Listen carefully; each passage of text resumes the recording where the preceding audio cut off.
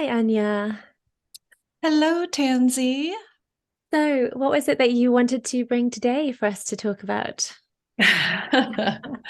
Well, I wanted to talk about sort of my personal relationship with money and how that's changed, obviously, with the whole crypto world. It's like growing up, didn't really learn much at all about the history of the dollar, the idea of money, how that works here in the United States. That was sort of something that was never taught. I don't know, there was just never that kind of relationship with money that you hear about that some kids have where their parents like teach them the value of the dollar and you can save this and do that and help you in your relationship with fiat. And so I didn't really value it much. I mean, I knew I needed it, but it was more like this was this object that got me to buy food. It allowed me to rent a place. But I didn't feel invited by this thing. And then, you hear about when you hop on TV, at least when I used to hop onto TV on the financial news, there was no, it was all these like old white guys. No, there were some young white guys too, with ties and a suit, and they would talk and like they were lawyers. You didn't understand what the hell they were talking about. And it was all sort of this, I felt, a private language that I had never had access to either through my parents or through the schooling system that I went through. So it was just this thing for like rich people, who were in the know. And I never felt an invitation, to like, hey, learn about money. The only invitation that I ever got was get more credit cards. I think when I graduated college, the first mail I started getting was get credit cards, so spend money, go into debt. And so, fast forward to when I discovered crypto, uh, Bitcoin, and other crypto, I was like, whoa, like the way it was framed, the people that were framing it were really young people without ties, just t-shirts or hoodies. And it was a diverse group of people. I mean, in a sense, it was serious because it was this alternative to this fiat system that we were indebted to. Um, but there was also lots of play and there was lots of invitation and all this information sharing. And they were encouraging me to go and learn. Like I started learning about the fiat system and the dollar and the history. And I mean, I was so naive and I had chosen to be naive in a way, but I never had invitations. So, yeah, so I feel like Bitcoin offers this opportunity to completely take charge and reimagine your relationship with a form of exchange and a form of savings that you just don't have with fiat, especially the dollar, the US dollar, which is just the old boys club. Mm. So I wanted to sort of share that because I've been thinking about that lately as the dollar is just on the brink of something. It's US banks are collapsing. The value of the dollar is for long term, it doesn't look good. It's losing that power that it had, that global power. And it's very interesting to watch that dynamic.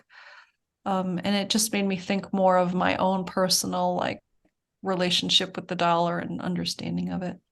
And Mm. it's all because of Bitcoin. Mm. What do you feel emotionally or energetically when you connect in with the dollar? Like, Hmm. does it feel like you were saying inviting, like Bitcoin is inviting in, but what is then the dollar if it doesn't feel the same? It's not inviting. It's this thing that represents this place I can't go to.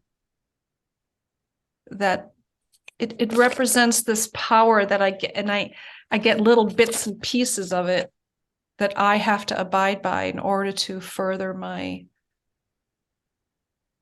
living, my food, But it's not, it's It's an odd piece of paper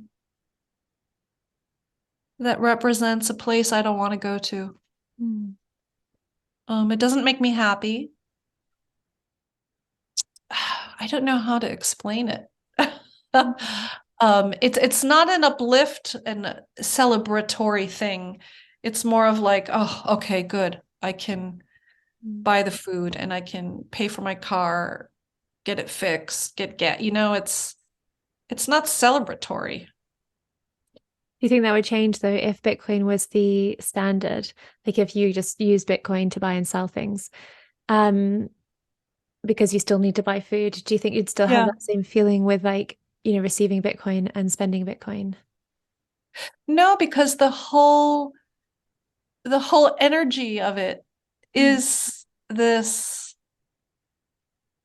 celebration, and it has much more of this feminine energy, this welcoming energy, versus the dollar. It has more of that sort of uh I don't want to say just masculine energy, but sort of the shadow side of the masculine energy, um where it's sort of power over.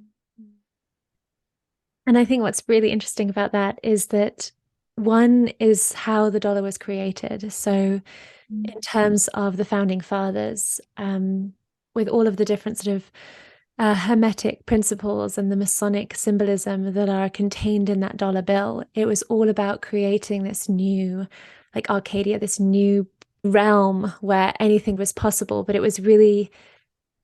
was these people were trying to create a kind of new domain that was ruled by these sort of esoteric principles. So you can see all that symbolism within the dollar note.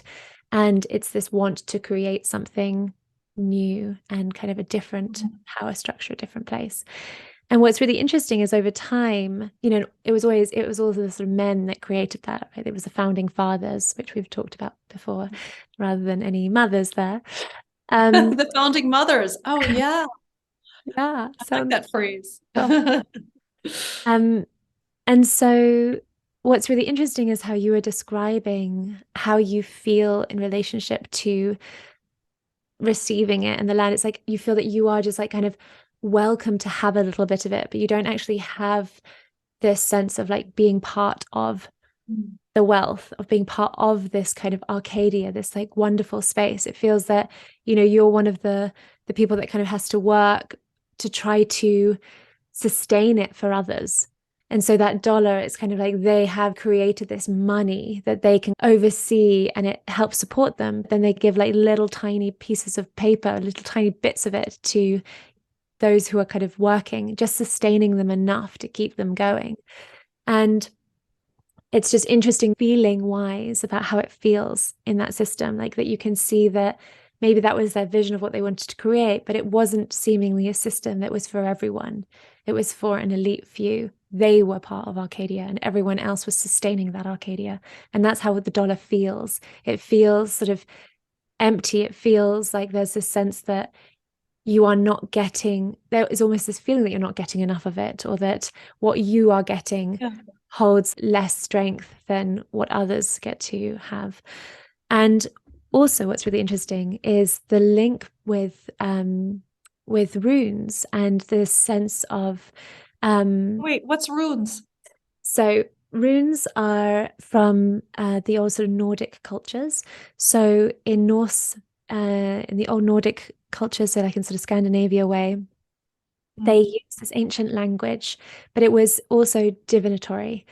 So all of the letters or alphabet, those symbols or glyphs, had a meaning both in terms of when you put them together, they could say something, like it would mean something, but it also had a divinatory part. It also had a magical part. So they were like this dual piece. So a word or a letter would have meaning, but it would also have a magical quality to it. So it was like bringing these two pieces together, the material and the immaterial, locked into a language. And so what they would do is they would create binding runes, which were runes or like glyphs over the top of each other that when put together would make a really powerful symbol. You would be combining different elements. So if one rune meant light and one rune meant ice, binding those together would be like a light that lasted forever, because ice is solid, and then light that kind of keeps Mm-hmm. emitting. So you can see how you're communicating something, but you're also sustaining a kind of magical principle. And so runes have been used a lot over in time, or have been used a lot through history. So Hitler used the rune Suelo, which is an S, and it's slightly angled S, but he did the double S, and that S, Suelo, means power.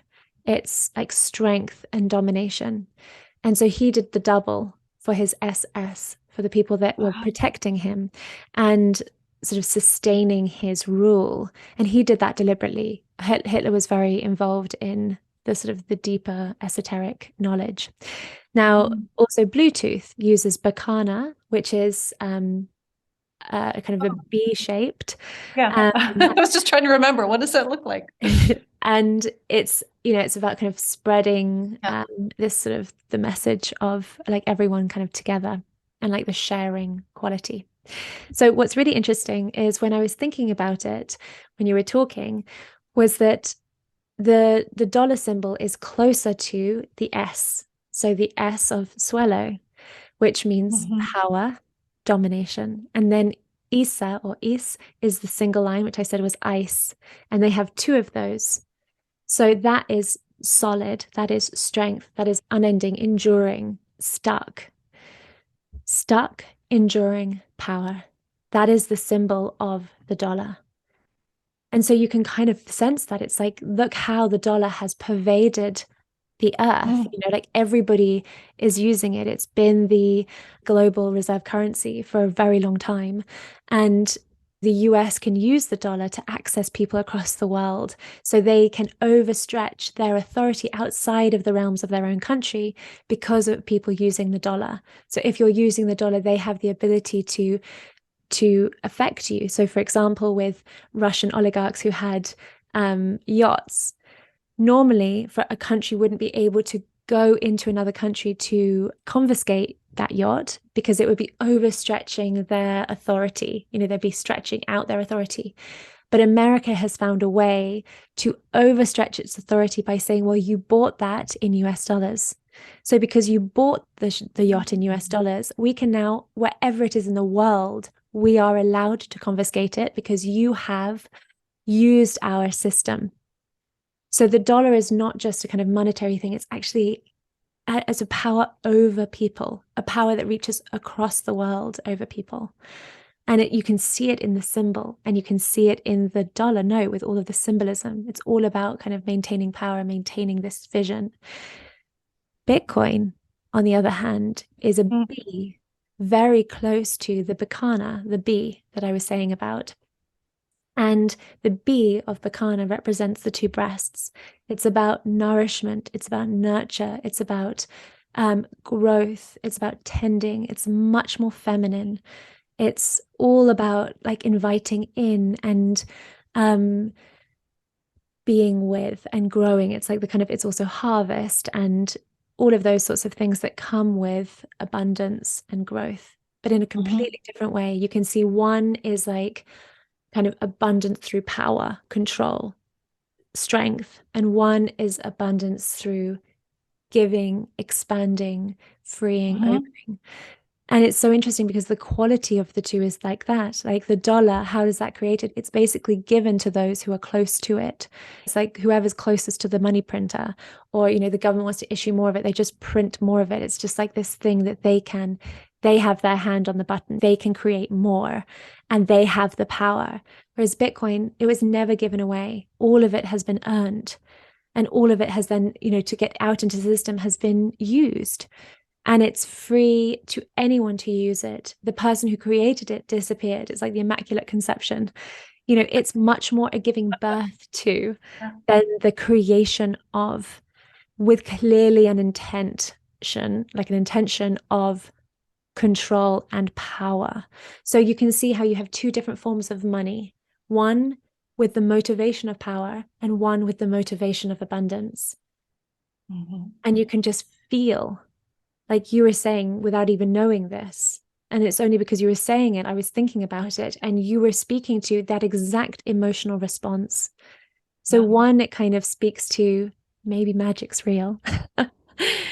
Maybe symbols do hold power, but it also Mm-hmm. speaks to, the quality of the two different energies and maybe the reasons why, and how all of it kind of feeds into these two different narratives.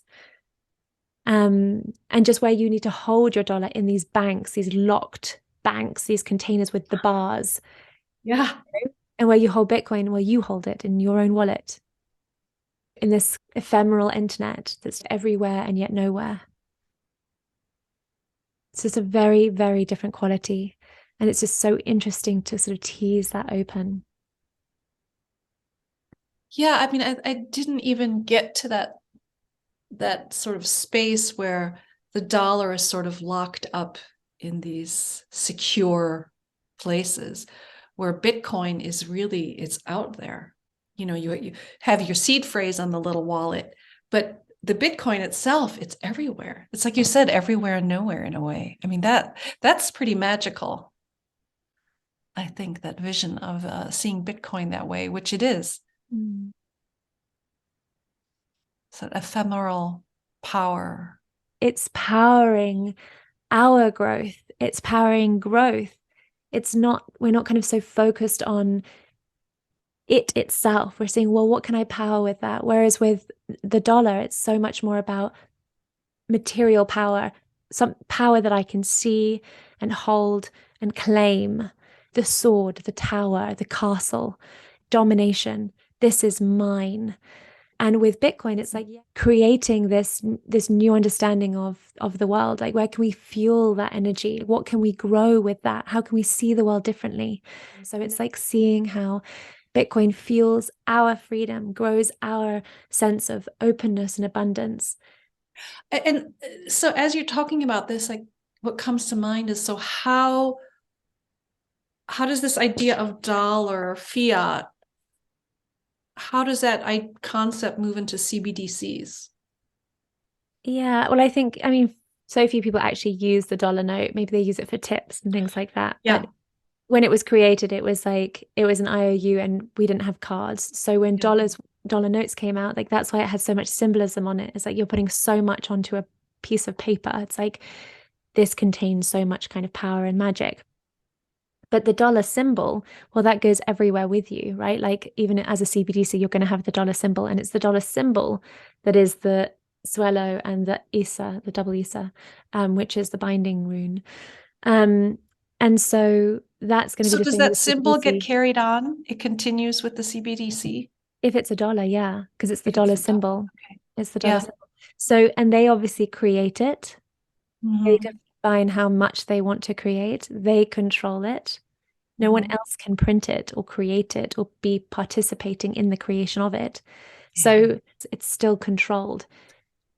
Yeah, So and I think, I mean, there seems to be even a lot more control that comes with it. Because, I mean, one of the benefits of having a dollar, a paper dollar, the government doesn't know if they disagree with my idea of using this dollar, or, something that the government might decide that that's not appropriate. mm, We don't want you to do that.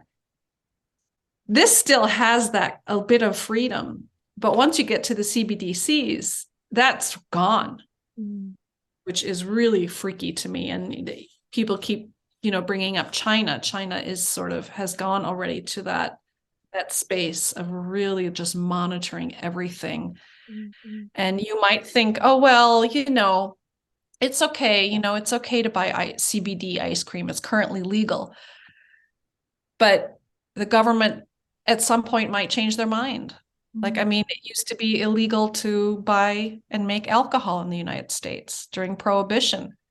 You were put in jail and you were fined if you were caught drinking alcohol. To us, that seems absurd now, but that was a reality. Mm. It was a reality that you couldn't hold gold. You had to give it to the government. So something that might seem obviously safe to you now might not be the case later. And later, they'll, if they find you doing it, they'll just pull money out of your account. They'll have that access, that power. So it does unnerve me a bit.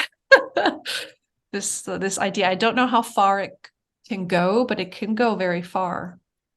Yeah, it's interesting to contemplate money and just what we accept and what we don't question, even in a system which is deeply unfair and corrupt and supports those who know or those who are wealthy or those who have the power. And CBDCs will just be another articulation of a way to like maintain power and in the hands of a few. And it's interesting, I've been listening to this podcast about the royals in the UK, and just there is, whatever you think about whether we should have royals or not, they do offer a kind of counterbalance to the government. So the government can't just take control of the army because the army swears to the throne. So there's this checks and balance by having the royal family, but they aren't democratically voted in. They are a family that inherited that title. And it turns out that they have an incredible amount of wealth, and that's not being distributed. That's being held and sustained in this archaic system that like nobody voted on, and also we don't think about and we don't even consider. And it's like everything is shrouded in secrecy, so that we don't really know to question. Like, when do we ever question the system of the dollar? Because we aren't taught it. The only way I can think that we're not taught is because we would question it. And we're like, is this really fair? Does this really work for everybody? The same with the royal family. We're not taught about them in a sense of modern royal family. We're taught about it in terms of where they've come from to kind of justify why they deserve all that wealth. And the government pays them millions of dollars every year as well, on top of that, from taxpayers' money. So it's like a really interesting dynamic where you have these people in power who have learned how, over time, to sustain their power. And yeah, I'm just fascinated by new ways of being able to deconstruct and to question, what it is that we live under, like what we live by, and actually just let's start questioning rather than just simply like accepting it because it's always been that way. Yeah. We're really good at that, just accepting it because it's always been like that. So We're experts at that. yeah, For the most part, there's some outliers that question, but I think they rely on that, don't they? Like, no one can be bothered, or yeah. just make them work so hard they don't even have time to Yeah, think. I mean, you're so busy, then it's a matter of finding the time, and being inspired to, like, even having a sense, like, I mean, that's like, for me, Bitcoin gave me that impetus to start questioning. Like, it was worth questioning because Mm. the whole concept of Bitcoin in a way is offering this alternative. So you're like, oh, there's alternatives available. And then you feel like, oh, then me questioning it isn't going to be a waste of energy because there is actually other things out there. And that excites you, or at least excites me, and gives me the energy then to do more research. Yeah. And like saying, well, why is there an alternative? Like, why did someone think that they needed to create one? And then you start learning, you're like, oh my goodness, thank God we have one. Well done, people. Yay, Um, Satoshi, and all of the others, all the other people behind that and concept over the years, developing this idea and blockchain. And thank God, mm, thank the universe. yay. Alrighty. Do you have Well, anything that else? was fun. No, I don't have anything to add. I think I've said enough. It I've was shared fun. enough today. That was a How fun about you? one. Yeah, it was. I All look right. forward to next time. Yes, me too. And for anyone who's watching, if you would like to join us for any of our classes or to learn with us, then do come and check us out at thecryptoethic.com. We have regular advanced classes and also money mindset workshops where I do little meditations to support you in redefining your relationship to money. So do come to those if they are of interest to you, and consider following us on Instagram and obviously on YouTube. So yeah, do press the like, subscribe, and follow us for our weekly videos. Yeah. And share with your friends. We'd love that too. Share the videos. And Yes. thank you for joining us. And thank you, Anja, for this conversation. And I look forward to speaking to you next week. Yeah. Thank you, Tansy. Thank you. Bye. Ciao. Bye.